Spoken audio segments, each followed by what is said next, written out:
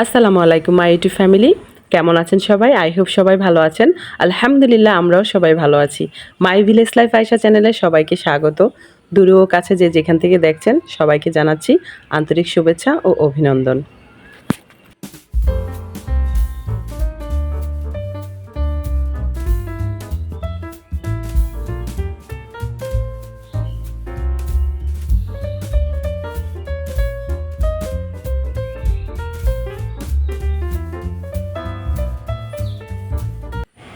গতকাল রাত্রে যে ঝড় হয়েছে, ভয় পেয়ে গিয়েছিলাম। এত বাতাস, আর বাতাসে অবস্থা দেখুন, পুরা উঠোনটা একদম মেসি হয়ে আছে, পাতা টাতা পড়ে, ডালও পড়েছিল কিছু। গুড মর্নিং সবাইকে। এত সুন্দর একটা ফুলের শুভেচ্ছা মাই ইউটিউব ফ্যামিলি। আজ আর বেশি দূর হাঁটতে যাব না, এই তো পাশে একটুখানি যাব, আমাদের সামনে ইটের ভাটা, সেখানে একটু বসবো, তারপর রিটার্ন চলে আসবো, যেহেতু ছেলেটা অসুস্থ। আজ আমি এমন কিছু লোকের সাথে সাক্ষাৎ করব যারা বেশি কথা বলে, যারা স্বার্থপর, যারা দাম্ভিক ও অহংকারী। কিন্তু এতে আমি বিরক্ত হব না। আর আমি জানি পৃথিবীতে এমন মানুষেরই ভরা। মন্দ লোকের সংখ্যা বেশি হওয়া আশ্চর্যের বিষয় নয়, বরং আশ্চর্যের বিষয় হচ্ছে এখনও ভালো মানুষ পাওয়া যায়, যদিও তাদের সংখ্যা খুবই কম।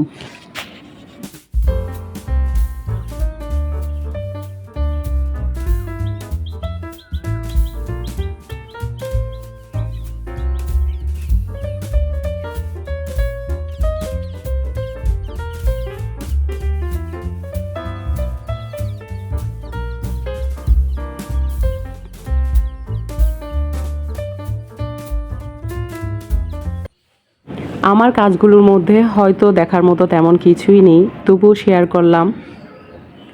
মাই ইউটিউব ফ্যামিলি, আপনারা কে কে এমন আলপনা বাড়িতে করতে পছন্দ করেন, চাইলে আমাকে অবশ্যই জানাতে পারেন কমেন্টসের মাধ্যমে।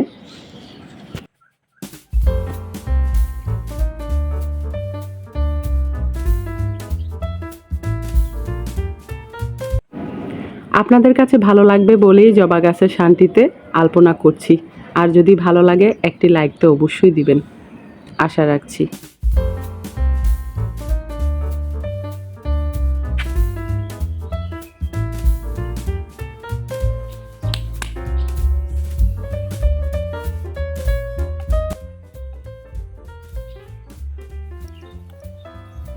আপনার একটি লাইক আমাকে অনুপ্রেরণা যোগাবে আর একটি নতুন ভিডিও তৈরি করার জন্যে।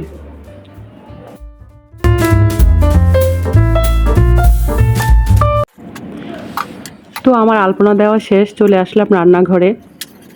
যেহেতু সকালবেলা, তো চাইছিলাম ফার্স্টে রুটি বানাবো, তারপর ভাবলাম যে আমার শাশুড়ি সহ সবাই ঘুমিয়ে আছে, তো রুটিটা বানাইলে পরে ঠান্ডা হয়ে যাবে ওনারা যখন খাবে। তো ভাবলাম যে ওনারা উঠতে উঠতে আমি ভাত তরকারি করে ফেলি, যেন উঠে একদম পরে ভাত খেতে পারে, কারণ অনেকটা বেলা করে উঠে, যেহেতু বাচ্চাদের স্কুল নেই। আমার শাশুড়িও অসুস্থ বলতেছে, মানে একটু ঘাড়টার ব্যথা করে বা ইয়েটে, আর স্বাভাবিক, বড় ছেলেকে হারাইছে ও, আল্লাহ ওনাকে জান্নাতবাসী করুক। কিন্তু মার শোক তো সারা জীবন, যত জীবন বেঁচে থাকে, হয়তো প্রকাশ করবে না, কিন্তু অন্তরে তো থেকে যায় যে আমার সন্তান ছোটবেলা থেকে কি কি করছে। যদি উনি আমার কাছে এই গল্পগুলো বলে, সেজন্য বলতে পারছি, সেগুলো মনে করে আর কান্না করে। তো আমার হাজব্যান্ড বলছে যে কখনোই মার সামনে এইসব কথা তুলবা না। আমি বলি প্রশ্নই আসে না, আমি কেন তুলবো? আমি আর ওনাকে বুঝাই যে আপনি একার জন্য না, আপনার আরও সন্তানরা আছে, তাদের জন্য আপনার বেঁচে থাকতে হবে। আপনি স্যাড থাকলে ওরাও তো স্যাড হয়ে যাবে, তাই না? ওদেরও তো বাবা নেই, আপনিই সব। আমি আরও বুঝাই, আমার তো প্রশ্নই আসে না ওনাকে এগুলো মনে করানোর। তবে ওনার কথা আমাকে শুনতে হবে, বয়স হয়ে গেছে, বয়স হলে মানুষ বাচ্চাদের মতো হয়ে যায়। আমি যদি মনোযোগ দিয়ে না শুনি, তাহলে উনি কষ্ট পাবে যে আমার কথা বলারও কোনো জায়গা নেই, তাই না বলেন? তো সেই জন্য চুপ করে শুনি, মাঝে মাঝে বুঝাই। তো যাই হোক, যা যা কাটার দরকার আমি কেটে নিয়েছি। এখানে পাবদা মাছ ছিল, সেটা কেটে নিয়েছি, মুরগি কেটে নিয়েছি, উস্তা কেটে নিয়েছি। আর পাবদা মাছগুলো আকারে একদম ছোটও না, আবার একদম মানে বেশি বড়ও না, তো আমার বাধ্য হয়ে মাঝখানে একটু কেটে নিতে হয়েছে। তো যাই হোক, আমি মাছটা ফ্রাই করে নিব।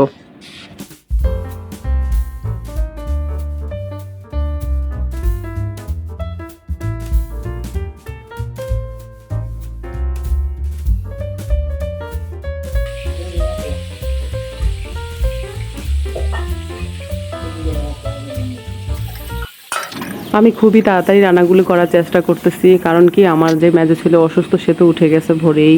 তো তাকে আমি গরম দুধ দিয়ে, ব্রেড দিয়ে আর একটু চিনি দিয়ে খাইয়ে আসছিলাম ভোরে। তো এখন নিশ্চয়ই ক্ষুধা লেগে গেছে আর তাকে আগে খাবারটা দিতে হবে, সেজন্য আমি সবগুলা কাজই খুব দ্রুত করতেছি। তো এর মাঝখানে আমি সরিষা বেটে নিলাম, কাঁচামরিচ দিয়ে আর একটু লবণ দিয়ে আমি পাবদা মাছে একটু দিব, হালকা পাতলা একটা গাঢ় টাইপের একটা ঝোল হয় না, সেটা করব আর কি। ঝোল না ঠিক, এটা একটা তরকারি পাবদা মাছের, খেতে খুবই টেস্ট হয় এটা। আমি পাবদা মাছটা মাঝে মাঝে পোস্ত দিয়েও করি আর সরিষা দিয়েও করি, তো আজকে সরিষা দিয়েই করছি। পোস্ত আমার কাছে নেই এখন, আর যদি থাকে তাহলে পোস্ত দিয়ে আরও বেশি স্বাদ লাগে। আজকেও খুবই দারুণ হয়েছে, খুবই টেস্ট হয়েছে, আমি একটু নিছি। রমজান মাস আসার পরই আমি মাছ মাংস বলেন আমি এগুলো খেতে পারতাম না, কেমন যেন আমার কাছে ব্যাড স্মেল লাগতো। মানে আমি কি দিয়ে যে রোজা রাখছি আল্লাহ পাকই জানে। আমি শুধু একবেলা ভাত খাই, তো তার মধ্যে রমজান মাসে তো ভোর রাত্রি খাইতাম। আর স্বাভাবিক সন্ধ্যা রাত্রে কেউ খায় আর ভোর রাত্রে খায়, দিনের বেলা তো আর খায় না, কিন্তু তবুও আমি ভোর রাত্রে খাইতাম, সন্ধ্যা রাত্রে খেতাম না। আর খাবারে খুবই ইয়ে ছিল, মাঝে মাঝে শুধু ভাত খেতাম, মাঝে মাঝে একটা ডিম খেয়ে থাকতাম, কিন্তু আমি খেতে পারতাম না কেমন যেন। কিন্তু আজকে আলহামদুলিল্লাহ পেট ভরে ভাত খাইছি, যদিও 1 কাপের বেশি খাই না, কিন্তু তৃপ্তিতে খাইছি আর কি। তো যাই হোক, আমি পেঁয়াজগুলো হালকা ব্রাউন করে নিয়ে টমেটোগুলো একটু ব্রাউন করে নিচ্ছি, মানে একটু ফ্রাই করে নিচ্ছি। তো একটু কষিয়ে নিব, তারপরে যে বেটে রাখা যে মশলাটা, সেই মশলাটাও অ্যাড করে দিচ্ছি সাথে।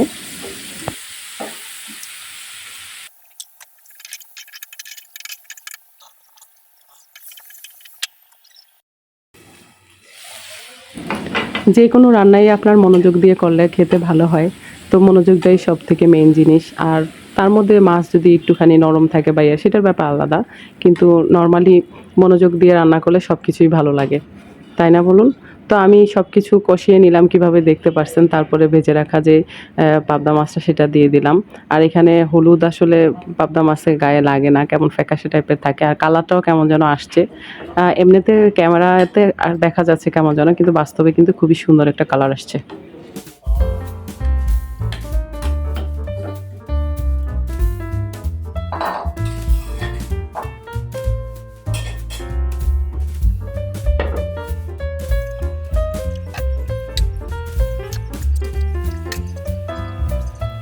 তো পাশে আমি মুরগি গোস্তটা বসিয়ে দিব, আর মুরগি গোস্ত রেসিপি তো বারবারই আমি বরাবরের মতো আমার দেয়া আছে।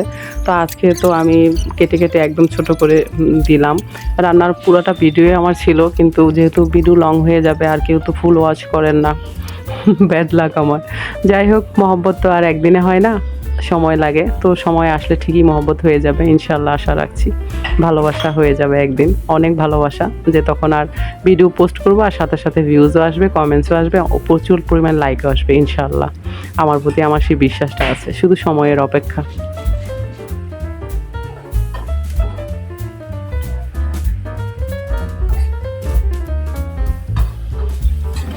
যদি এমন হয় এখনও কেউ দেখছেন কিন্তু সাবস্ক্রাইব করেননি, তো এই পর্যন্ত যেহেতু এসেই পড়ছেন, ভিডিওটা ওয়াচ করতেছেন, তাহলে প্লিজ সাবস্ক্রাইবটা করে যান এবং একটা লাইকও দিয়ে যান। আশা রাখছি এই ভিডিওটাতে অনেক লাইক পাবো, তাহলে আমার কাছে ভালো লাগবে। তো এই সাইডে পাত্রের মধ্যে আমি বসিয়ে দিলাম একটা সবজি, বরবটি দিয়ে, মিষ্টি আলু দিয়ে, আর ব্রয়লার মুরগি যে ফ্রেশ গোস্তটা থাকে না, সেখান থেকে অল্প গোস্ত কুচি কুচি করে কেটে, ছোট ছোট করে কেটে একসাথে দিয়ে। তো ভাবছিলাম ডাল দিব সাথে, তাহলে টেস্টটা একটু বেটার হবে, কিন্তু দেইনি, যেহেতু আমার শাশুড়ি কিডনির প্রবলেম আছে, তো উনি তো ডাল খায় না, তো একটা মানুষ খাবে না, কেমন যেন লাগে না। তো সবার ফার্স্টে ছেলের জন্য বেড়ে নিলাম, ছেলেকে খাওয়াচ্ছি। তো বন্ধুরা, আমার ভিডিও যদি আপনাদের কাছে ভালো লেগে থাকে তাহলে অবশ্যই লাইক কমেন্ট শেয়ার করবেন, পাশে থাকা বেল আইকনটি ক্লিক করে দেবেন, যেন নেক্সট ভিডিও পোস্ট করার সাথে সাথে নোটিফিকেশনটি আপনারা পেয়ে যান। যে যাই করি 5 ওয়াক্ত নামাজ পড়বেন, নামাজের বিকল্প কিছুই নেই। পরিবার নিয়ে হ্যাপি থাকবেন, সুস্থ থাকবেন, আর অবশ্যই পজিটিভ থাকবেন। তাহলে আজকের মতো এখানেই রাখছি, দেখা হবে নেক্সট ভিডিওতে। আল্লাহ হাফেজ।